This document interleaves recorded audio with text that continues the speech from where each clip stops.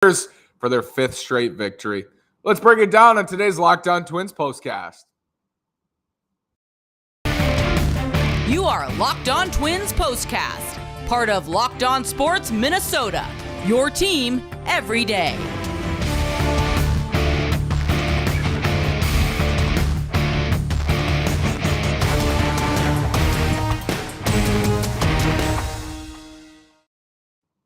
And welcome to another edition of our Locked On Twins postcast. I'm the host of Locked On Twins, Nash Walker. Not here with Brandon Warren tonight. Brandon is at softball. So Brandon is hitting dingers for his softball team tonight. Unable to join me, but he sends his love and his admiration.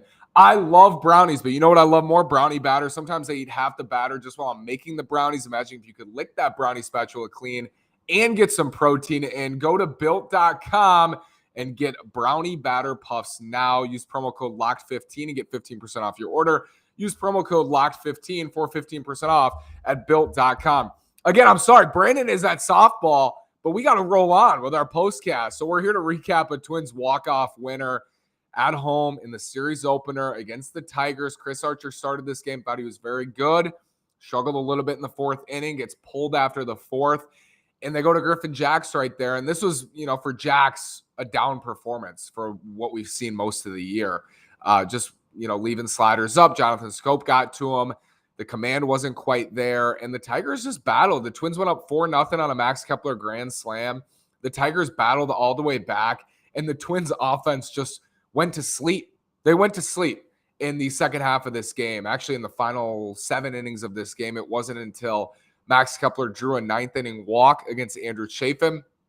Bold decision to me for AJ Hinch to go to Chafin instead of Gregory Soto in that spot with 3 lefties coming up. Did not go to his best left-handed reliever in Soto. Instead goes to Chafin. I was mildly surprised by that move, but it's a tie game. You're the road team. There's a rule for that, and probably saving Soto for a 10th inning. They don't get there, and that's the risk you take when you make a decision like that. Kepler draws a walk to lead it off. We've seen just the plate appearances against left-handed pitchers this year for Kepler have been so good. And he's back to it's not hitting homers every time against lefties. Like, the power is still there against righties a majority of the time. But taking good plate appearances, drawing walks, doing a good job of making lefties work. Last year and the year before even felt like quick outs for him against left-handed pitchers. And really, outside of 2019, just hasn't been good against lefties at all. And this is still a small sample. Heading into, I believe, Sunday of the Royals series, the Twins had seen the second most left-handed pitchers, second most at-bats against lefties through that day. And Kepler's seen a lot of them.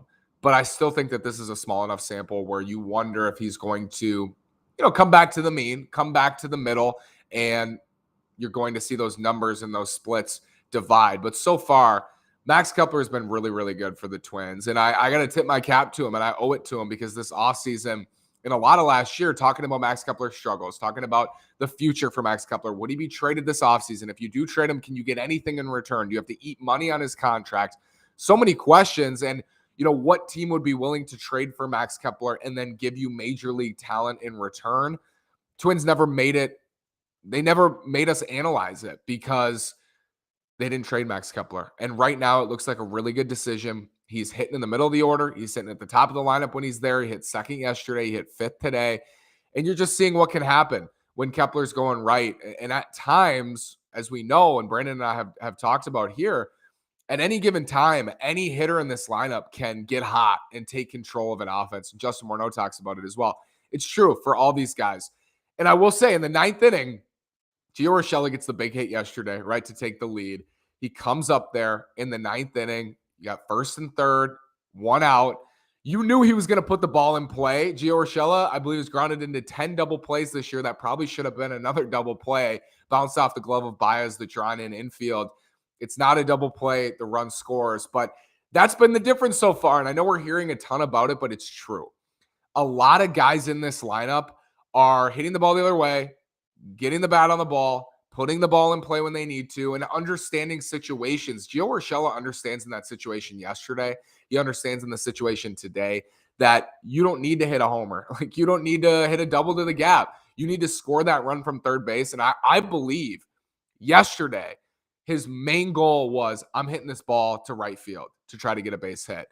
I think today his main goal was, I'm putting this ball in play somewhere. Because as you've seen, and as we saw with the Tigers last series when the Twins walked them off, good things can happen when you put the ball in play. I don't necessarily agree with the good things happen when you put the ball in play, because the Twins put the ball in play a lot tonight and there were a lot of outs, a lot of weak contacts. But sometimes it does benefit you to put that ball in play.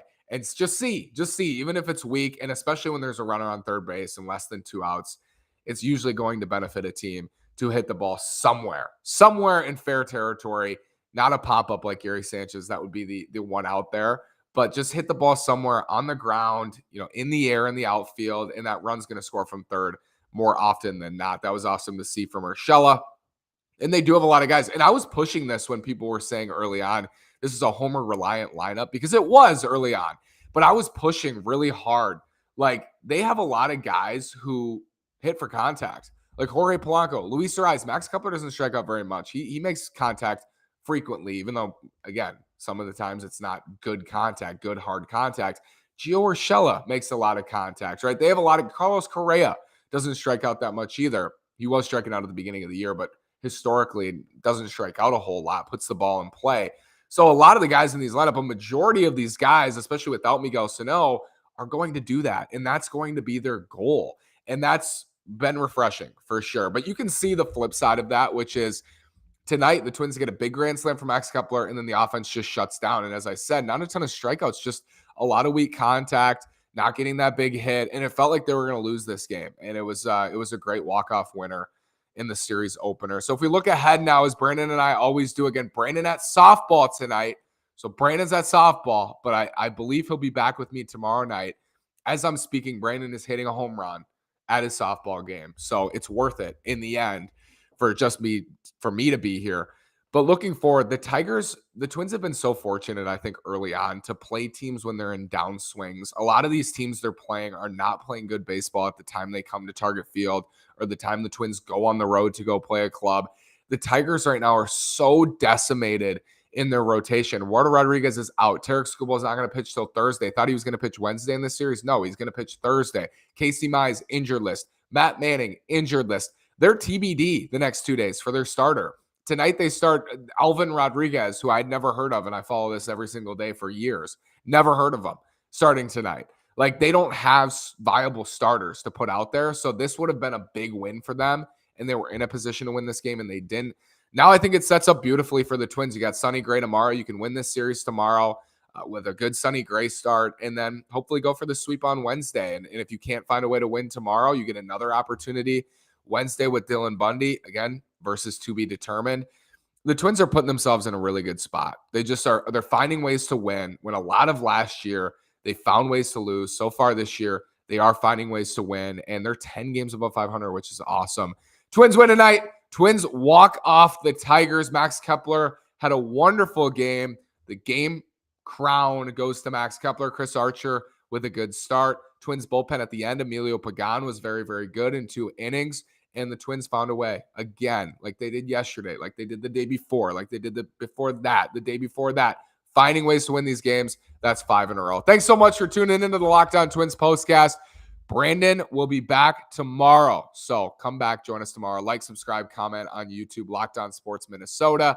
Thank you so much for joining me tonight, and we'll talk.